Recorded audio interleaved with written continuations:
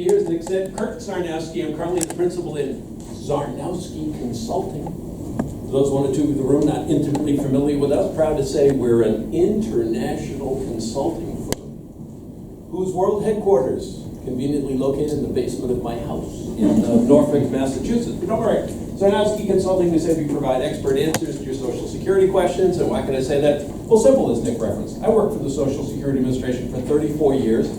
The last 20 years of my career there, my job was as the communications director here in New England, which meant I spent my time out talking to folks about the program. And in my retirement, such as it is, continue to do that same type of work, largely because I enjoy it, but also because I believe there's a real need for the information. Believe it or not, the Social Security program is now nearly 84 years old. And each and every month, the Social Security Administration pays about $84 billion in benefits to just over 63 million people. And on top of that, there's another 177 million folks like you in this room who are now out there working and paying into the program. And what I saw during my time at the agency, and now that I'm out on my own, is despite the age of the program, despite the size of the program, and despite the economic impact that Social Security has in this country today, unfortunately, the myths and misunderstandings that are out there about what it is as well as what it isn't are frankly staggering. Everybody knows nothing about Social Security, so as I get excited to accept Nick's invitation to come spend the next 7 or 8 hours with you. Hey, don't worry, we're serving breakfast too. Spend a little time talking about some of the things I think it's important for you to know about what the program is, perhaps equally importantly what it isn't. You know why it's so important to have that information these days? 2 words: baby boomers. 75 million of us storming towards retirement, just now starting to wake up to the fact that the retirement world staring us in the face is different than the retirement world that faced our parents and our grandparents. And we're starting to recognize that the Social Security program as a guaranteed stream of lifetime income may well be a bigger part of our retirement income than we had ever anticipated. We're also recognizing maybe we don't know as much about it as we should. We're struggling to catch up. So our time together tonight, give you some good solid information, help you understand what the program is, help you recognize what it isn't, dispel some of those myths and misunderstandings, and set you down the road to the comfortable retirement we all hope to enjoy. The most important slide in the presentation is going to be this one, and we reference it over and over again.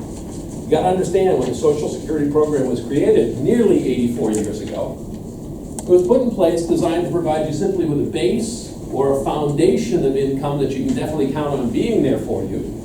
But it's a base of income protection you must take steps to supplement, because it was never intended to be somebody's sole source of income in retirement.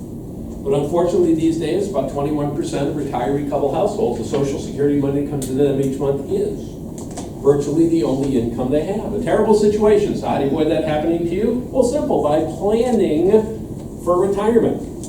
And you'd be commended taking time on a busy schedule, spending a little time with me tonight, learning about Social Security and planning for that aspect of retirement. Now, for the longest time, though, the Social Security Administration tried to play a very proactive role in helping you plan for your retirement. Because back in the day, they used to mail out a paper document to anyone who was aged 25 years of age or older. A Social Security statement. That document is designed to show up in your mailbox about 3 months before your birthday on an annual basis, giving you important retirement planning information. That statement contains benefit estimates at 3 different ages: 62, your full retirement age, or 70. And we'll talk in a second why those are important ages. The other thing the statement did that was so good was it provided you with a nice year-by-year breakout of what the Social Security Administration had recorded as your working earnings under the program. And we'll see in a little bit what you eventually collect each month is directly related to what your working earnings have been. So if a mistake had occurred in crediting you with some earnings, it was important to catch it and correct it, because if you didn't, have a direct impact on what you eventually received. But you may have noticed, they haven't got one of those every year lately. What's the deal? Well, Social Security has significantly changed the way they distribute Social Security statements, and the big news is they no longer mail paper documents to everyone aged 25 years of age or older. Instead, first and foremost, they put in place a system whereby if you go to socialsecurity.gov/myaccount, take about 10 or 15 minutes or so, and set up an individual Social Security account. An important byproduct of having that account in place is you'll be able to download a Social Security statement for yourself whenever you need one or want one. You come in, meet with Nick, meet with Paula, do some retirement planning. Having a current statement in hand is going to make that a more worthwhile exercise. So if you haven't set up your account yet, I encourage you to do that and take advantage of the ability to get a current statement when you need it. But Social Security has also announced they've decided to resume mailing paper documents, but on a very limited basis. And what they say now is if you are 60 years of age or older, haven't yet set up an account, they will still now mail you a paper statement, same old schedule about 3 months before your birthday, just as before. But that's it for paper mailings. If you're under the age of 60, the only way you get a Social Security statement is by setting up your individual account. But my view is, even if you're over the age of 60, I think it makes sense to set up that account, because again, you're going to meet with somebody, do some retirement planning, being able to access a current statement is going to make that a more worthwhile exercise, and take advantage of that planning tool. But just think about the statement, as I mentioned, it gives you benefit estimates only at 3 ages, 62, your full retirement age, or 70. And in preparing the estimate, because Social Security has no idea what your future work plans are, they base the estimates in the statement on a simple assumption that you're going to keep working, making the same amount of money you've been making for the past couple of years. We know as well as I do, in planning for retirement, may well be interested in collecting benefits at some ages other than just those 3. May also be interested in figuring out what would happen to your Social Security benefit if, well, I don't know, you quit work on Friday and never worked another day in your life. Or maybe you went part-time next year, took a second or third job. So another tool you should take advantage of, Social Security's online retirement estimator. The beauty of the estimator is you work with your own Social Security earnings record without the need to go back and key in all of your prior year earnings like you have to with certain other commercial software products that are available. But now with the online estimator, you can develop what-if scenarios to your heart's content. I want to find out how much you get if you started to collect at, well, I don't know, 64 years and 4 months, or 68 years and 8 months, or whatever age you're interested in. And or you want to find out what would indeed happen to your Social Security benefit if you did quit work on Friday and never paid another penny into the system. Or maybe you went part-time next year. But this online estimator, in concert with the Social Security statement, both those tools designed to help you plan for retirement, both designed to drive home the message, programs intended to provide you a base or a foundation of income that you can count on being there, but it's a base of income that you must take steps to supplement, because it was never intended to be your only source of income in retirement. The sooner you recognize that and take those steps, more likely you are to have that comfortable retirement. So plan for retirement. Now, as I travel around the country and talk to folks about Social Security and retirement, the most frequently asked question has to be, well, when should I take my money? Most people are interested in. So understand this, under the rules of the program, you've got choices and you've got options. And what I'm trying to do tonight is make sure you understand what those choices and options are. In other words, I want to make sure you understand what you can do under the program. But ultimately deciding what you should do, that's your choice, your decision.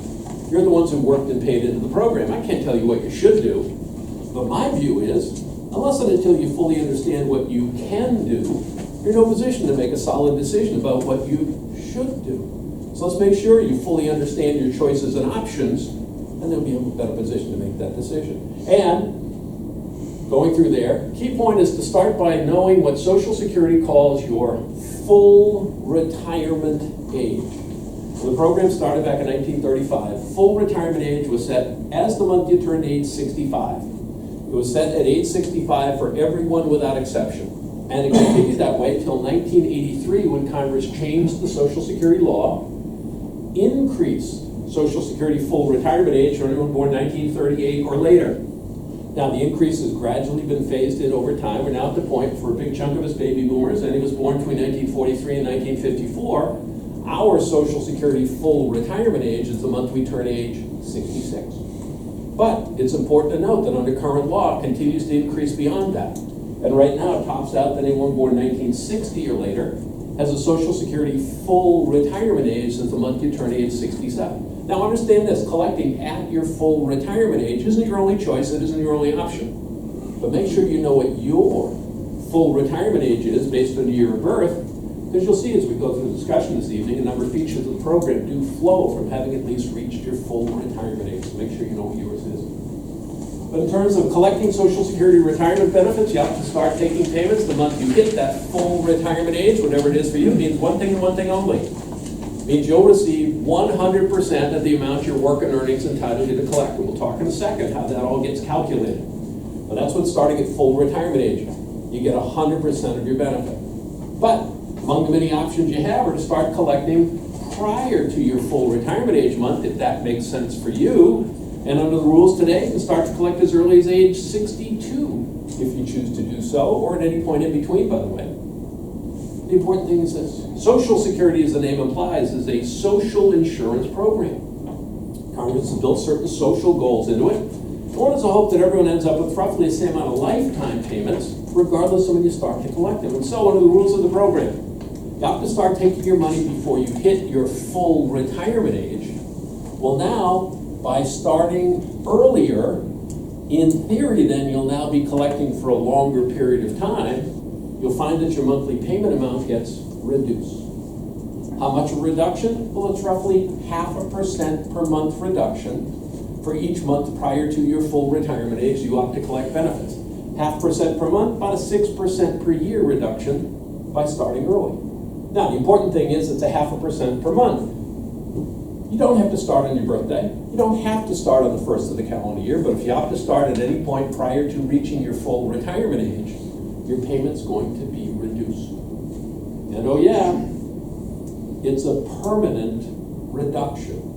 Another one of those myths that are out there. Too many folks mistakenly think, yeah, I know, I'll start early, I'll get less, but as soon as they hit my full retirement age, my payment will zoom back up. Permanent reduction. The idea being, by starting earlier, in theory then, you'll be collecting for a longer period of time, so you're given less on a monthly basis for the rest of your life. Now, you start right at full retirement age, as I said, that's when you get 100% of your benefit. But among the other options you have are to wait past full retirement age, if that makes sense for you. With a social insurance idea in place, now if you opt to defer for a little bit, by starting later, well then in theory, you'll now be collecting for a shorter period of time. So by all rights, if you wait, your payment amount ought to be increased. And it is. These are referred to as delayed retirement credits, and for each month past your full retirement age you opt not to collect, you'll find that your benefit amount now has been increased by 0.2%. 0.2% per month increase, that translates into an 8% per year increase by waiting. But again, you don't have to not collect for a full year for each month past your full retirement age. You defer, payment permanently increased by that 0.2%. It is a key thing. These delayed retirement credits only accrue from full retirement age until age 70. For each month from your full retirement age until age 70 that you opt to defer, you'll find your benefit increased by that 0.2%. No additional increases past that point. Now understand this, you never have to take your Social Security payments. It's not like there's a required minimum distribution. In fact, if more of you in this room would cowboy up and not take your money, the system might not be faced with some of the financial difficult. You're not buying that for a second, are you? All right. Let me give you a couple of examples to illustrate what I'm talking about. First example, we get somebody with a full retirement age of 66, and let's say at her full retirement age of 66, she get $1,000 a month. What are the options that are available to her? We'll oversimplify the calculation, we'll factor in cost of living adjustments, but COLAs lift all boats equally. She wants to start right at the earliest point, right at age 62. The way the reduction factor works out, she'll get 75% of the amount she'd receive if she waited until full retirement age. In other words, starting at 62, doesn't get $1,000 a month. No, she gets $750 per month and continuing. Well, yeah, she's getting $250 less than she received if she waited, but the trade-off obviously receives that lower amount earlier, and in theory then collects it for a longer period of time. So say she wants to wait a little bit, start at age 63, payment at that point is going to be higher, it'll be $800 a month and continuing. At her full retirement age of 66, that's when she gets the full $1,000 a month that her work and earnings entitle her to collect. Say she wants to wait a little bit. Wants to wait 1 year, start at age 67. Well, by doing that, her payment's going to be 8% higher, meaning her benefit's going to be $1,080 per month and continuing. Opts to wait all the way until age 70, accrues the maximum of 4 years worth of delayed retirement credits. Means her payment's going to be increased by 32%. An 8% increase each of those 4 years that she's waited, and it's simple interest, not compounded. But it means at age 70, she gets $1,320 per month and continuing. Oh, well, let's say she wants to wait and start at age 72. Still going to be the same $1,320, right? Because there are no additional delayed retirement credits past age 70. Give me another example. Now we've got somebody born 1960 or later with a full retirement age of 67. Under the rules, even at full retirement age of 67, you can still start to collect as early as 62 if you choose to do so. But now if you think about it, starting at 62 with a full retirement age of 67, that's a 5-year period prior to full retirement age. So you're going to find your payments reduced even further. Start right at age 62, the way the reduction factor works out, you get 70% of what you'd collect at full retirement age. So in other words, in our example, full retirement age amount of $1,000 starts at age 62, gets $700 per month, and continuing. Again, getting a lower amount, but starts to receive it earlier, and again, in theory, collects it for a longer period of time. Waits till full retirement age of 67, that's when they get that $1,000 a month. And say they want to wait all the way till age 70, accrue the maximum of delayed retirement credits. Well, here's the key thing. As I mentioned, these delayed retirement credits and the increases only accrue from your full retirement age until age 70. So if you've got a full retirement age of 67, now we're only talking about a 3-year period between your full retirement age and age 70. So in this example, you opt to wait all the way till age 70. You'll see your payment has been increased now just by 24%. An 8% increase for each of those 3 years between full retirement age and age 70. That's why it's really important to know what your full retirement age is in planning for retirement. But in the end, the decision's up to you. One of the things you ought to be thinking about, you know as well as I do, your health, for one, longevity, for a second factor. I always like to ask folks, do you come from a family of long livers? Or do you come from a family of short pancreases? Hey, it's a line out of the movie Goodbye Columbus, so don't blame me. Do you need the money? You're going to keep working? All those factors come into play, but the whole idea always used to be based on average life expectancy. It wasn't really supposed to matter. It was all supposed to come out about even. But you know what? Life expectancy is increasing. Social Security numbers say a 65-year-old man today on average is going to live to age 84. 65-year-old woman on average is going to live to age 86. But even more telling to me, Social Security numbers say today's 65-year-olds, 1 in 3 expected to live to age 90, 1 in 7. Age 95. We boomers and those who come after us need to recognize that retirement for us could be a period of 20, 25, or maybe even 30 or more years in length. And for most of us boomers these days, if we're retiring at any type of pension at all, far more likely to be the defined contribution type, 401k, 403b, 457. Where we're walking out the door, not with a guaranteed stream of lifetime income like you get with that traditional defined benefit pension. No, we're walking out the door with a pile of money and discovering the burden's been shifted onto us to make that pile of money last through this extended period of time. So it seems likely to me for us later in retirement, that pile of money will have diminished somewhat. Later in retirement, healthcare costs will likely be higher. So you may have a greater need for a higher monthly income later in retirement than when you make that initial transition. And one way you can help meet that is by delaying the start of your Social Security benefits. But again, it's not for me to say, it's your choice, your decision. I just want to make sure you understand the fundamental concept, which is you start earlier, you get a lower amount for the rest of your life. You wait longer before you start, you get a higher payment amount for the rest of your life. But the key thing is, when Congress set the reduction rate and increase rate so many years ago, based on average life expectancy at the time, it was all supposed to come out about even. But these days, because life expectancy is increasing, I tend to think that good things come to those who wait. That's just me personally. Your choice, your decision. Questions about when you can collect? Beautiful. Second big area I'll get questions about then is, well, how do they figure out how much I'm getting anyway? So understand this, as I mentioned before, there's a relationship between your work and your earnings and what you collect each month, but we'll see in a second it's not a perfect correlation. But in calculating benefits, Social Security simply uses a formula that Congress has written right into the Act. The formula has a number of different steps in it. First step, Social Security will go back and adjust all of your prior year earnings for inflation. Bring them up to what they are in today's dollars.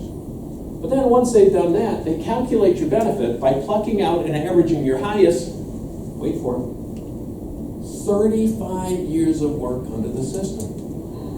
Another of those myths and misunderstandings. Too many folks mistakenly think it's my high 3, right? Or my last 5? Social Security benefits are based on an average of a lifetime of earnings, which these days defined as your highest 35 years under the system. So what happens if you don't happen to have 35 years where you worked and paid into Social Security, you've taken time out of the workforce to raise kids, care for aging parents, perhaps work for a while on a job where you weren't paying into Social Security? Still no provision for that.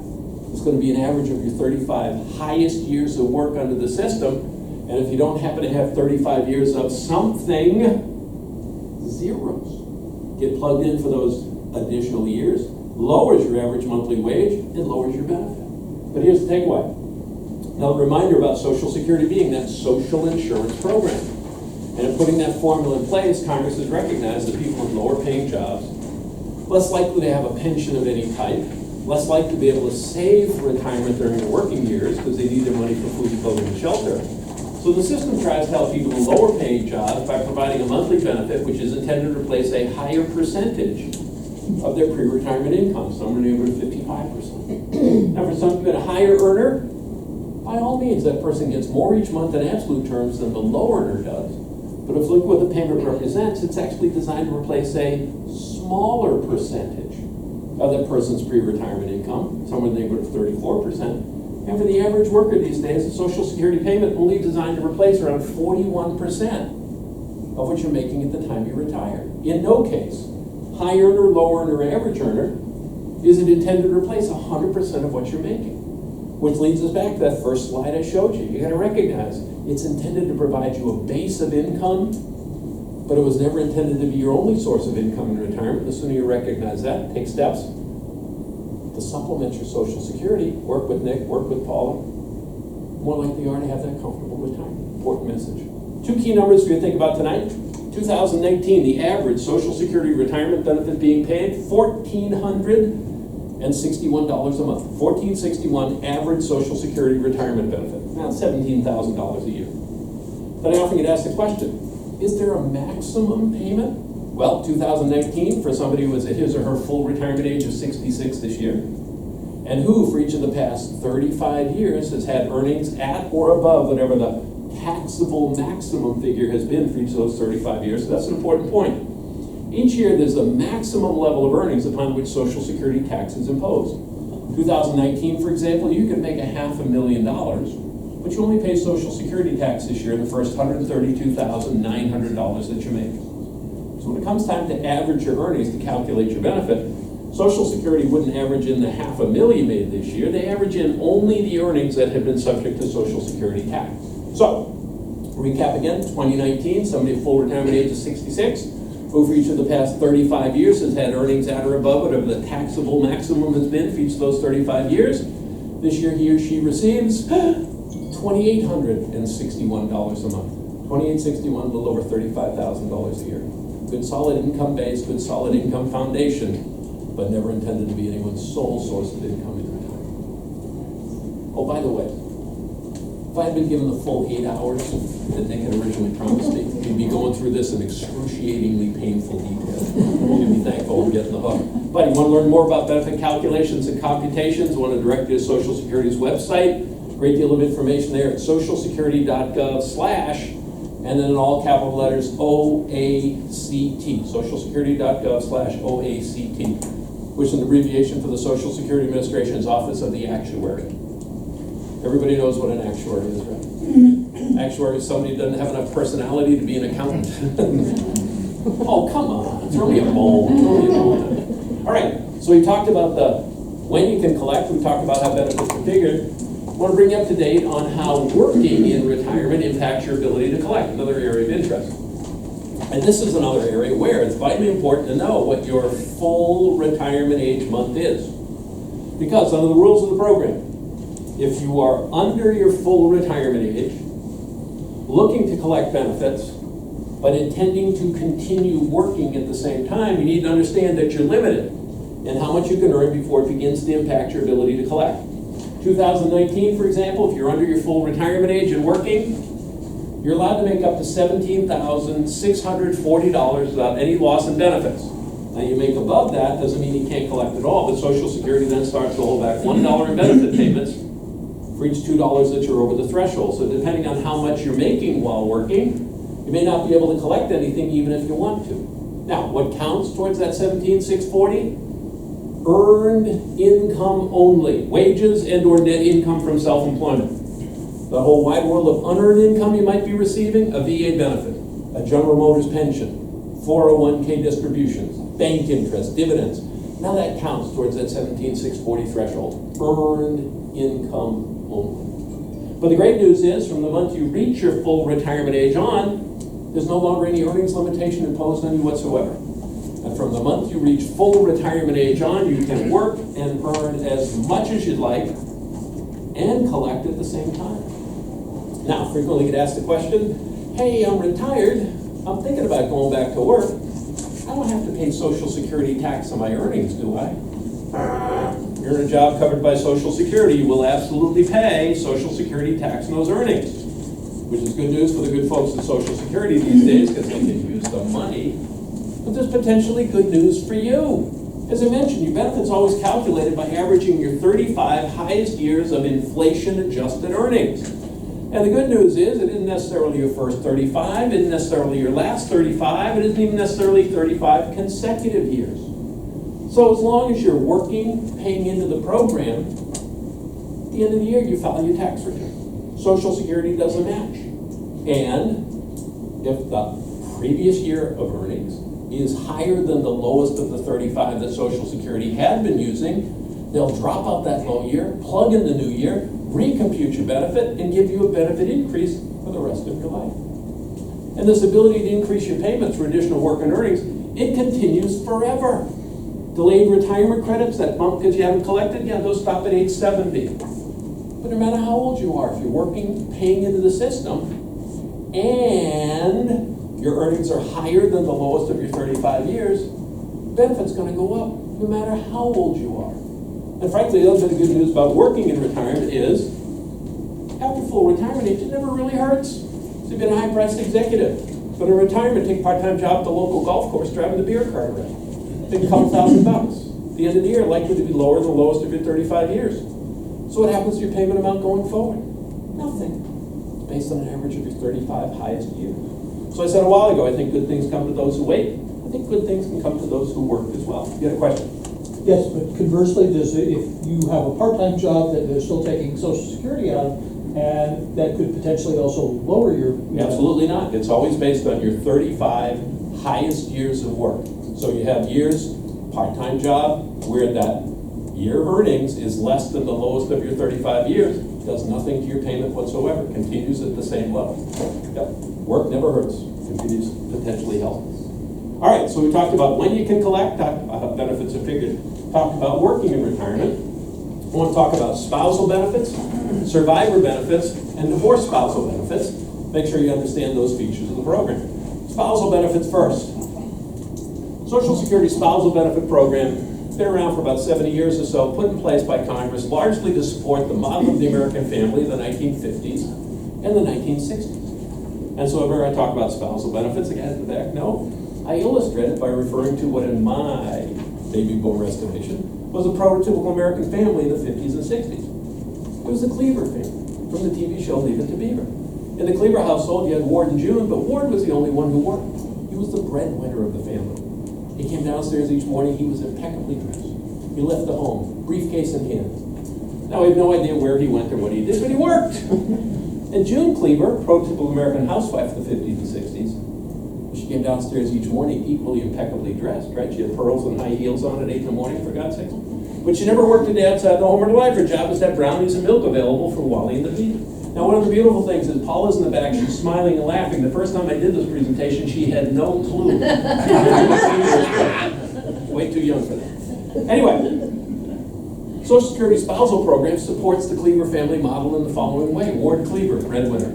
He'll get a benefit based on whatever that mysterious work was. So let's say, full retirement age of 66, he gets $1,000 a month. June Cleaver, as his spouse, at her full retirement age, is eligible to receive a monthly amount equal to 50% of Ward's full retirement age amount, or in our example, $500. That's going to be paid to her in addition to the $1,000 that's paid to Ward, and it'll be paid to her even though she may not have worked a day outside the home in her life. Now, for June to collect the spousal payment, though, a few conditions have to be met. First and foremost, Ward must be collecting benefits. She can't receive that spousal benefit unless and until he is actually collecting. Second, for June to collect, she has to be at least age 62. Earliest age spousal benefits can be paid, no different than on regular retirement benefits. If she happens to be at her full retirement age, when she claims, that's when she'll get the full 50% of his full retirement age amount. If she's younger than that, her payment's reduced. Because again, starting sooner, and in theory collecting for a longer period of time. If She's got a full retirement age of 66, she starts at 62, she gets 35% of his full retirement age amount. That's the third key point. The spousal payment, based on 50% of Ward's full retirement age amount, not necessarily 50% of what he's actually collecting. What do we mean by that? Simple. Ward, full retirement age amount $1,000, but he waits till age 70 to collect, so he's actually receiving $1,320 a month. At her full retirement age, June's spousal benefit is still only going to be $500 a month. 50% of his full retirement age amount, not 50% of this higher amount that he's collecting because he waited. But by the same token, Ward, full retirement age amount $1,000, he starts at age 62, so he's only getting $750 a month. If June waits till full retirement age, she'll get $500 a month, 50% of the full retirement age amount. That's the 50s and 60s. Flash forward 70s, 80s, beyond, because now in all likelihood, June Cleaver will have worked outside the home, will have paid into the Social Security program, and will have earned a benefit on her own. So let's say Ward, he's still got his $1,000, but June's got a benefit of $800. They end the Social Security together. Ward gets his $1,000, June gets her $800. Social Security's about to say goodbye and good luck, and June goes, hey, hey, hey, can't fool me. Here's my $500 spousal payment. At that point, the good folks at Social Security go, sorry, June. Under the rules of the program, as Ward's spouse, you can collect that 50% of his full retirement age amount, or your own one amount or the other, whichever one is higher, but you don't get both amounts at once. Because in our example, her own $800 benefit exceeds 50% of his full retirement age amount, that's what she gets. Now, say she hadn't worked that much though, so her own benefit was only $250. Well, sure, Ward starts to collect, she'd be given an additional $250 on top of what she's earned on her own to bring her up to that 50% of his full retirement age amount. Spousal benefits. By the way, the program is absolutely, totally, completely gender neutral. What do we mean by that? Simple. Say the Cleavers had been ahead of their day, and back in the 50s, Ward was a stay-at-home dad, and June was the primary breadwinner. Everything I talked about would be equally true, that he could get 50% of her full retirement age amount, or his own. There's always one amount or the other, whichever one is higher, not both at once. Yes, sir. What happens if Ward dies? Oh, next slide. Oh, sorry. Yes, sir. What defines spouse? State-issued marriage certificate? So the question is, what defines a spouse? Basically, in issues like this, Social Security defers to the rules of the state of residence. So, for example, common law marriage. Massachusetts doesn't recognize common law marriage. The state of Rhode Island does recognize common law marriage. New Hampshire recognizes common law marriage. So if the marriage is recognized in the state of residence, Social Security simply adopts that. All right? So, next.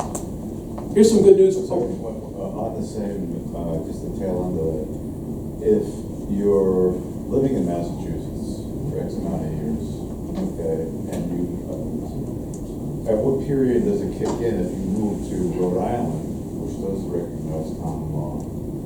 Will the Social Security say it could be any time? Sure, it's up to the state. And I don't know the common law rules for the state of Rhode Island, but if Rhode Island says, gee, you're hanging out, holding out as husband and wife, common law, you've been there for a day, they count it as being married. It's entirely up to whatever the state laws say, and I don't know off the top of my head what is required for a legitimate common law marriage in Rhode Island. I just know they recognize it at some point. All right. So anyway, some good news for June, that's if Ward dies. Not good news for Ward, but good news for June. Because now we're talking about survivor benefits, widows and widowers. Here the basic rate for her now is not 50% of his full retirement age amount. It's 100% of what he was collecting at the time he passed away, or would have been had he filed for benefits. Oh yeah, still. Or her own, one amount to the other at a time. You never get both at once.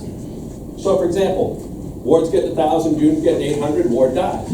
Well, the good news for June is now, as a widow, she'll begin to receive an additional $200 a month, moving from her own $800 benefit up to that $1,000 level that Ward had been collecting. That's the good news. If you think about it though, while he was alive, they were getting $1,800 a month in our example in Social Security payments. His 1,000, her 8. He dies. While their individual benefit goes up, It's as if her old payment goes away. Just something you need to plan for, because it's one amount to the other, not both at once.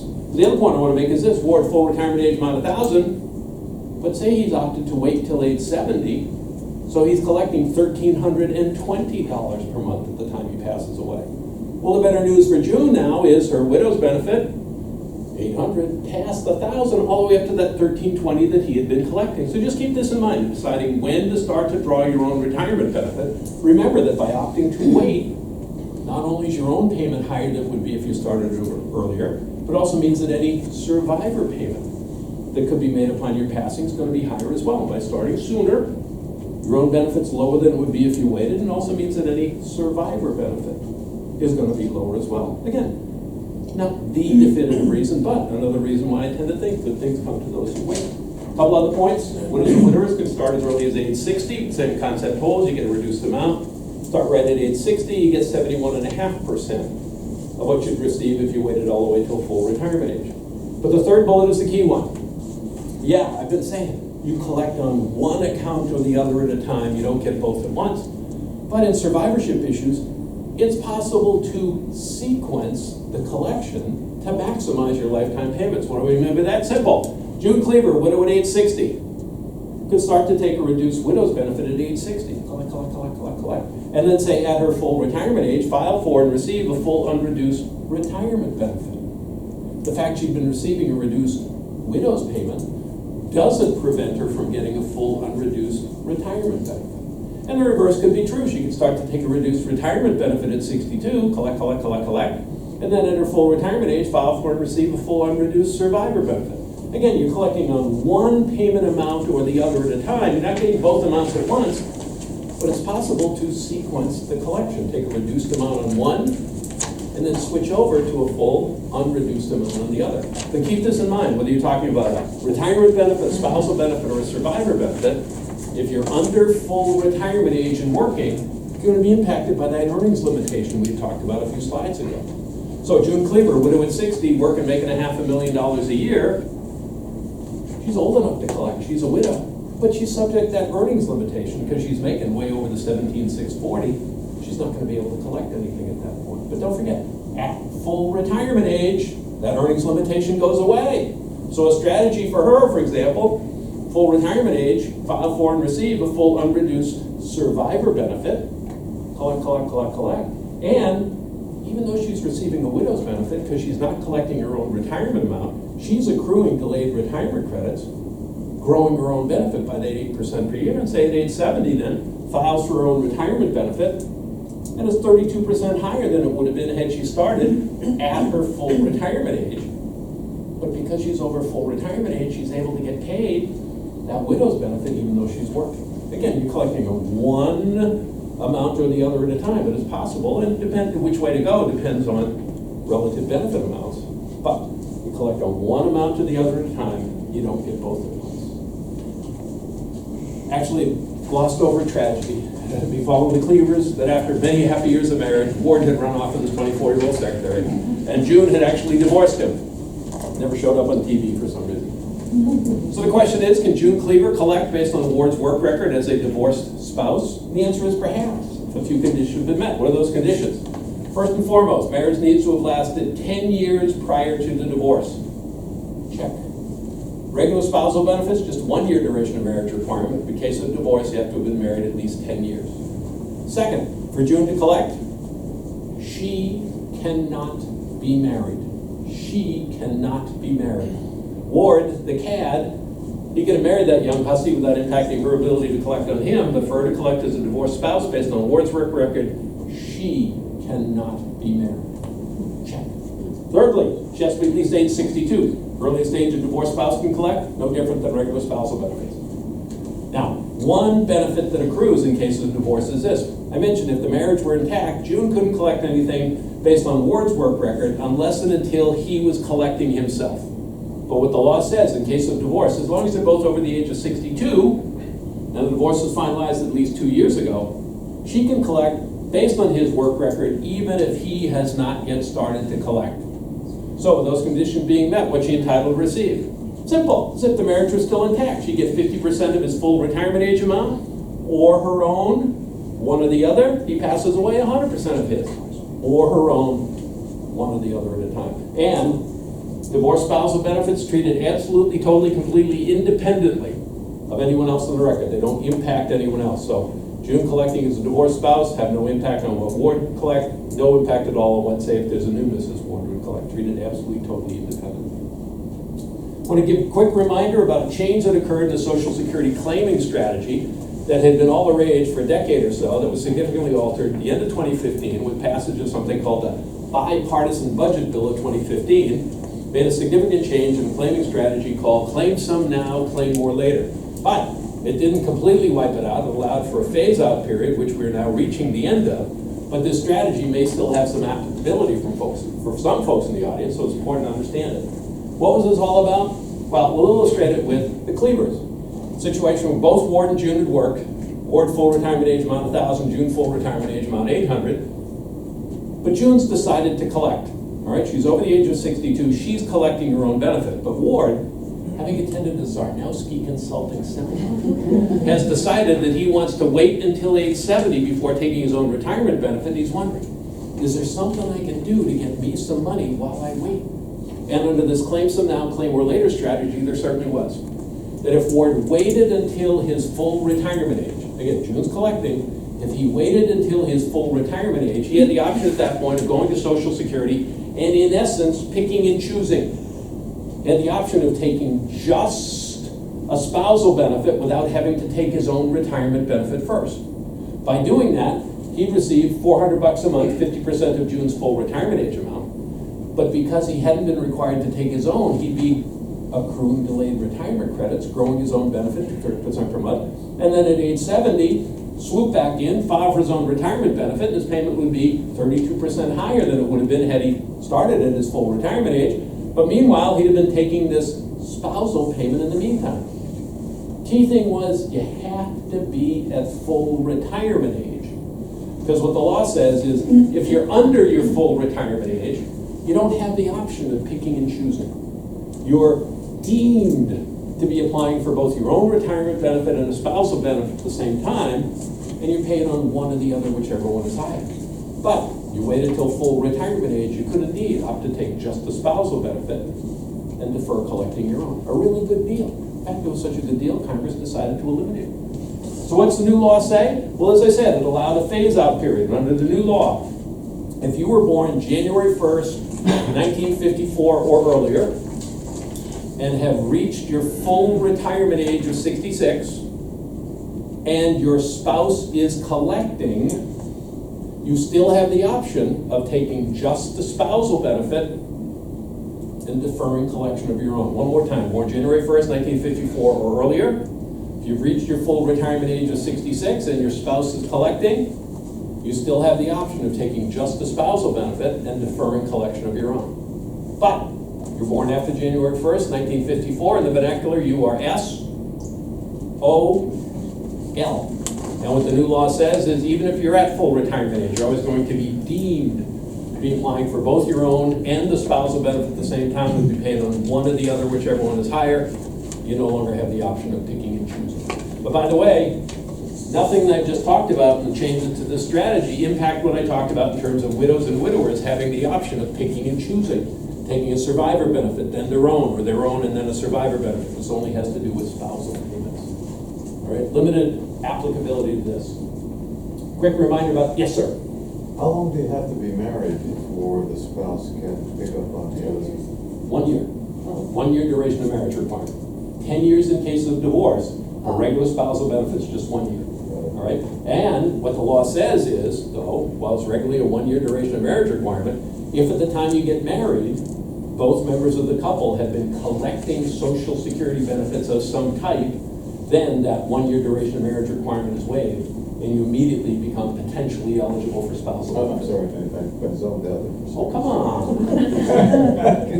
That's okay. So it's regularly a 1 year duration of marriage requirement, except if at the time the couple marries, they're both collecting Social Security benefits, then that 1 year duration of marriage requirement is waived, and they're potentially immediately eligible for spousal benefits. Regular rules apply. They don't have to wait any period of time. But if they're not both collecting at the time they get married, 1 year duration marriage. All right, quick reminder about taxation and benefits. Prior to 1983, Social Security benefits absolutely, totally, completely federal tax-free. That year, though, Congress changed the IRS code, said if you're a higher income Social Security beneficiary, you'd be required to pay federal income tax on a portion of the benefit payments. 36 years later, Congress has not indexed their definition of higher income Social Security beneficiary. In these days, if you're a single tax filer, you have income from all sources, earned and unearned, in excess of $25,000, couple filing jointly, income from all sources, earned and unearned, in excess of $32,000, you're now going to be in a position of having to pay federal income tax on up to 85% of the payments that you had received in the prior year. 15% always federal tax-free, but up to 85%, treated as ordinary income tax at whatever marginal tax rate you fall under. These days, about half of all Social Security beneficiaries do find themselves paying federal income tax on a portion of the benefit payments they received in the prior year. My wish for everybody in this room is that you pay federal income tax on your Social Security benefits. Why? Because if you're a single person, I want you to have more than $25,000 in the retirement income, couple filing jointly, more than $32,000. End of the year, Social Security sends you a 1099 form, use that to file a tax return. The question often comes up, does Social Security withhold a portion of my benefit payments each month? Send it to the IRS in advance. No, they don't do it automatically, but if you'd like to have it done at your request, they will do so.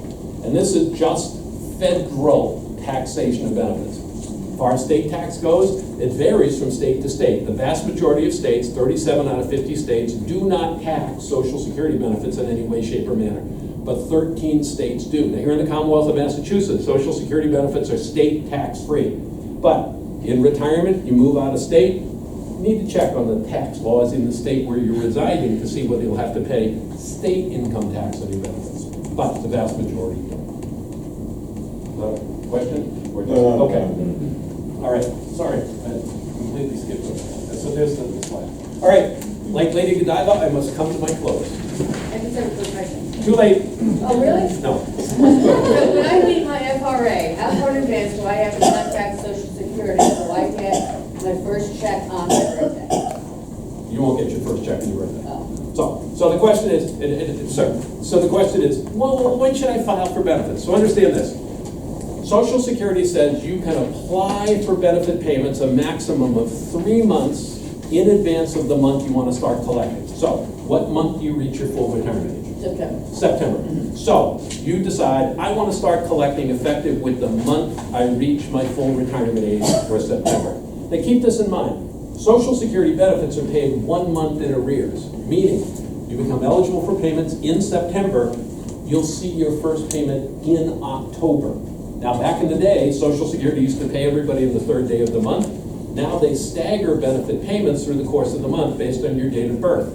If you're born between the 1st and the 10th of the month, you're always paid on the 2nd Wednesday of the month, the 11th and the 20th, the 3rd Wednesday of the month, 21st through the end of the month, the 4th Wednesday of the month. But you want to start collecting effective with September, anytime after June 1st, you can file an application for benefits, look to have your payments effective with the month of September, understanding you'll get your money in October, 1 month in arrears. Thank you. All right. And in terms of filing, you have options. You can go to the local Social Security office if you want. Do it over the phone. In my view, best and simplest way, do it online. Social Security has done a lot of work to make that online application very user-friendly and easy to use, and I encourage people to do it. Because you file online from the comfort and convenience of your own home, whatever you want. But again, maximum of 3 months in advance of the month you want to start collecting, no earlier than that. Do you have to do it 3 months in advance? No, but no earlier than 3 months. All right. Of course. You wait till age 70 to collect. Okay, so you miss out 4 years of payments. Okay. You don't know your family health history. Okay. Now you retire at 70. Where is the payback period? So, and is there any kind of, rule of thumb for thinking about if I should go to 70? So I'm gonna paraphrase your question. Is there a break-even point? So we've got 2 people, both of whom full retirement age of 66. both of whom, at full retirement age of 66, would get $1,000 a month. First person says, I want to start at full retirement age, get my 1,000. Second person says, no, I want to wait till age 70. I want to accrue the maximum of 4 years worth of delayed retirement credits. So the first person starts to collect at age 66, gets $1,000 a month. Between age 66 and 70, has accrued $48,000 in Social Security benefit payments, right? $1,000 a month for each one of those 48 months. Second person, between 66 and 70, nothing. But starting at age 70, getting $1,320 a month, first person still at $1,000, now gets $320 more each month than this first person. So the question is, at $320 more each month, how long does it take the second person to make back that $48,000 pile of money the first person had accumulated? Simple math, 150 months, or 12 and a half years, or until age 82 and a half. It is roughly always a 12 and a half year break-even point. So the thing is, in terms of starting to collect, it's a very simple decision to make. You just need one piece of information. You just need to know when you're going to die. And you don't have that information, so you make your best guess. You factor in family history, health, things like that, recognizing by starting early, you're ahead, if you will, for about 12 years, as opposed to the second point. But start at the second point, after the first 12 years, you're behind, but after that, you're ahead, and then you also have to factor in not only how long do you live, but if you've got a surviving spouse, how long does your spouse live as well? And again, you can't know with absolute certainty what the right answer is unless you know with absolute certainty when you're going to die, and you don't know that. So you make an informed decision and then move on, because you could spend the rest of your life second guessing yourself.